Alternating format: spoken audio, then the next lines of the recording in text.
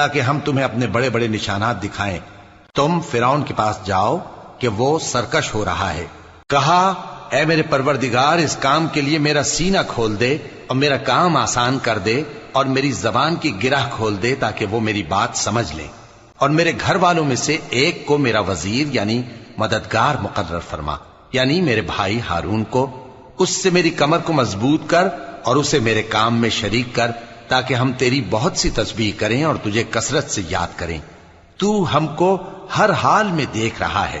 فرمایا موسیٰ، تمہاری دعا قبول کی گئی، اور ہم نے تم پر ایک بار اور بھی احسان کیا تھا جب ہم نے تمہاری والدہ کو الہام کیا تھا جو تمہیں بتایا جاتا ہے۔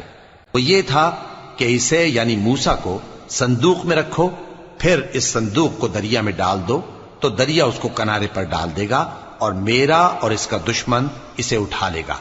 اور موسیٰ، میں نے تم پر اپنی طرف سے محبت ڈال دی، اور اس لیے کہ تم میرے سامنے پرورش پاؤ۔ جب تمہاری بہن وہاں فرعون کے ہاں گئی اور کہنے لگی کہ میں تمہیں اس کا پتہ دوں جو اس کو پالے پوسے، تو اس طریق سے ہم نے تم کو تمہاری ماں کے پاس پہنچا دیا تاکہ ان کی آنکھیں ٹھنڈی ہوں اور وہ رنج نہ کریں۔ اور تم نے ایک شخص کو مار ڈالا تھا تو ہم نے تم کو غم سے نجات دی، اور ہم نے تمہاری کئی بار آزمائش کی، پھر تم کئی سال اہل مدین میں ٹھہرے رہے۔ پھر اے موسیٰ، تم ایک اندازے پر آ پہنچے اور میں نے تم کو اپنے کام کے لیے بنایا ہے، تو تم اور تمہارا بھائی دونوں ہماری نشانیاں لے کر جاؤ اور میری یاد میں سستی نہ کرنا۔ دونوں فرعون کے پاس جاؤ کہ وہ سرکش ہو رہا ہے، اور اس سے نرمی سے بات کرنا، شاید وہ غور کرے یا ڈر جائے۔ دونوں کہنے لگے کہ اے ہمارے پروردگار، ہمیں خوف ہے کہ وہ ہم پر زیادتی کرنے لگے یا زیادہ سرکش ہو جائے۔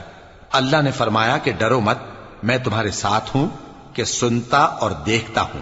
اچھا تو اس کے پاس جاؤ اور کہو کہ ہم آپ کے پروردگار کے بھیجے ہوئے ہیں، تو بنی اسرائیل کو ہمارے ساتھ جانے کی اجازت دیجیے اور انہیں عذاب نہ کیجیے۔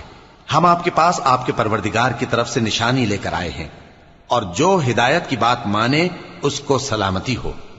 ہماری طرف یہ وحی آئی ہے کہ جو جھٹلائے اور منہ پھیرے اس کے لیے عذاب تیار ہے۔